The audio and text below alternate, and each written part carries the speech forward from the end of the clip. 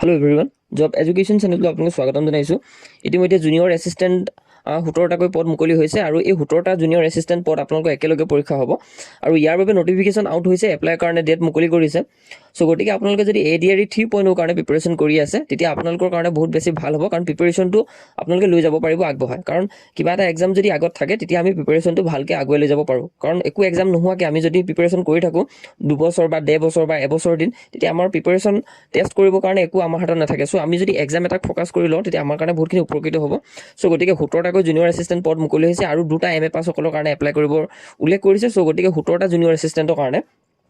কেতিয়াৰ পৰা এপ্লাই কৰিব পাৰিব আৰু অসমতে হ'ব যেটো গুৱাহাটীতে এক্সামটো আপোনালোকৰ চেণ্টাৰ হ'ব আৰু এক্সামটো 2-3 মাহৰ ভিতৰতে অনুষ্ঠিত হ'ব সকলোখিনি কথা আমি ডিসকাস কৰিম ভিডিওটো সকলোকে চাব আৰু কোৰ পৰা আহিছে এইখিনি সকলোখিনি আমি ইয়াতে ডিসকাস কৰিম এইখিনি পদ আহিছে আপোনালোকৰ Indian institute of technology Guwahati অৰ্থাৎ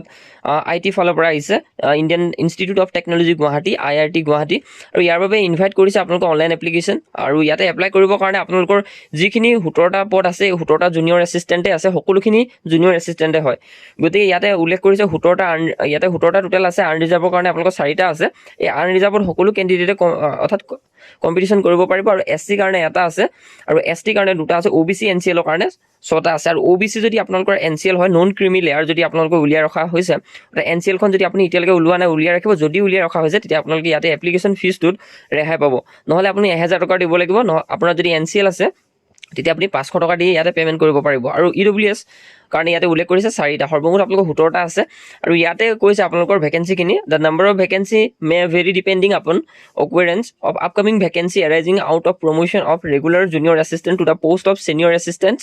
beside urgent administrative requirements of the institute so ইয়াতে উল্লেখ কৰিছে one post out of the additional vacancy arising after the promotional process shall be reserved for PWBD candidates and the institute reserved the right to modify the number of posts accordingly আৰু ইয়াতে সকলোখিনি সৰ্বমুঠ instruction দি দিছে আপোনালোকৰ pay matrix two 3 হয় 7 CPC আৰু age limit up to 27 years no upper age limit for regular employees of IIT Guwahati আৰু education qualification আপোনালোকৰ bachelor degree with knowledge of computer office application অৰ্থাৎ সকলোৰে যেহেতু কম্পিউটাৰ সাৰ্টিফিকেট আছে আৰু বেচেলৰ ডিগ্ৰী হয় গতি ইয়াতে এপ্লাই কৰিব পাৰে যদি আপুনি ভাবে যে এডিআৰই এক্সামটো ফোকাস কৰি যদি প্ৰিপাৰেচন কৰিছে সো ইয়াৰ কাৰণে আপোনালোকৰ এটো এটা ভাল সুযোগ হয় 17টা বহুতখিনি পদে হয় আৰু ইয়াতে আৰ্নি যাবৰ কাৰণে 4টা ৰাখিছে যেহেতু এসসি এসটি সকলে মন ভাঙিব নালাগে যে পদ টাকৈ আছে বুলি আৰ্নি যাবটো আপোনালোকে কম্পিটিশন কৰিব পাৰিব আৰু ওবিসি কাৰণেটো যথেষ্ট ভাল হয় 6টাকৈ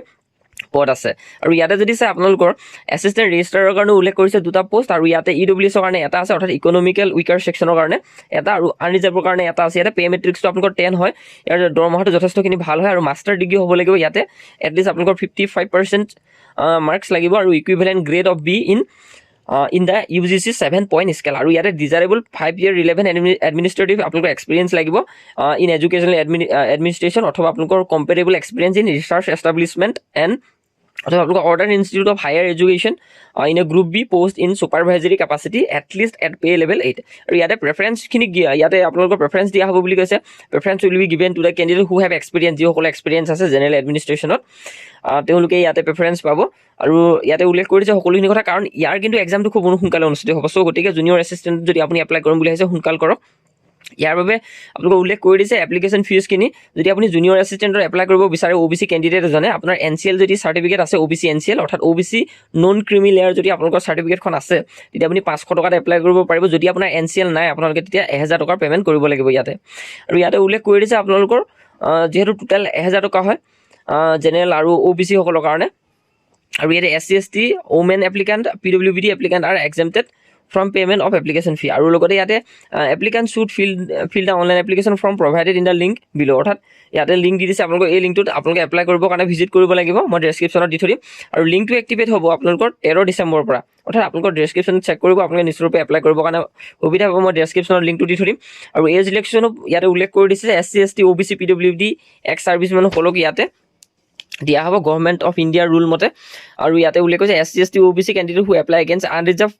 post will not be eligible for age relaxation যদি আপুনি এজ ৰিলেক্সেশ্যন লয় এতিয়া এটা কথা হয় কি এতিয়া এনেকুৱা হৈছে যে আমি আনৰিজাৰ্ভ পোষ্টত বহুত ক্যান্ডিডেটে চাকৰি নোপোৱা কথা কয় কিন্তু যদি আপুনি এজ ৰিলেক্সেশ্যন ল'ব লগা হয় তেতিয়াহে আপুনি ইয়াতে আনৰিজাৰ্ভ পোষ্টত আপুনি এপ্লাই কৰিব নোৱাৰে যদি আপোনাৰ এজ ৰিলেক্সেশ্যন নোলোৱাকৈ যদি এপ্লাই কৰিব পাৰিছে ইয়াতে ধৰি লওক আপুনি 25 বছৰীয়া 26 বছৰীয়া কেণ্ডিডেট হয়, তেতিয়া আপোনাৰ এজ ৰিলেকশ্যন যিহেতু ল'ব নালাগে, চ' তেতিয়া আপুনি আনৰিজাৰ্ভত সোমাব পাৰিব, আনৰিজাৰ্ভ পষ্টত আপুনি কম্পিটিশ্যন কৰিব পাৰিব, সেইটোৱে আজিকালি ৰুল হয়। চ' এইখিনিয়ে হয়। আৰু বহুতে মোক সুধি আছিলে যে আমি আনৰিজাৰ্ভত যিখিনি নতুন পদ হয় বা যেনে JEE আমি আনৰিজাৰ্ভত কম্পিটিশ্যন কৰিব নোৱাৰিম নেকি? পাৰিব। যদি আপুনি এজ ৰিলেকশ্যন লোৱা নাই তেতিয়া আপুনি আনৰিজাৰ্ভতো কম্পিটিশ্যন কৰিব পাৰিব, সেইটোৱে কথা হয় মেইন কথাটো। কাৰণ বহুতে ইণ্টাৰনেটত ভুলকৈ এইখিনি আপোনালোকক প্ৰচাৰ কৰি আছে, এইখিনি আছে ইনফৰ্মেশ্যন সঠিকটো। আৰু ইয়াতে লাষ্ট ডেট আপোনালোকৰ উল্লেখ কৰিছে, the date of determination of age relaxation experience will be the last date of submission of online application 13 তাৰিখ 1 মাহ 2026। আৰু ইয়াৰ বাবে আপোনালোকে উল্লেখ কৰি দিছে সকলোখিনি কথা, যিহেতু ইয়াতে বহুত বেছি কোৱা নাই, ইমানে আছে ইনফৰ্মেশ্যন। আৰু লগতে এখন আণ্ডাৰটেকিং ফৰ্ম হয় এপ্লিকাণ্টসকলৰ কাৰণে, এইখন আপোনালোকে উলিয়াই ল'ব লাগিব। আৰু সকলোখিনি মই ডেছক্ৰিপশ্যনত লিংকটো দি থৈ দিম, আপোনালোকে এপ্লাই কৰি ল'ব পাৰিব ভাল ধৰণে। আৰু আমাৰ চেনেলৰ লগত জড়িত হৈ থাকিব, সকলোখিনি কথা আপোনালোকে সকলোৱে গম পাই থাকিবৰ কাৰণে। আৰু ইয়াতে কিতাপৰ কিছুমান লিংক দিয়া আছে, যদি আপুনি প্ৰিপাৰেশ্যন কৰিম বুলি ভাবে এই বুক কেইখন আপোনালোকে ক্লিক কৰি পিনে বাই কৰিব পাৰে। চ' ইমানে ইনফৰ্মেশ্যন আছিলে।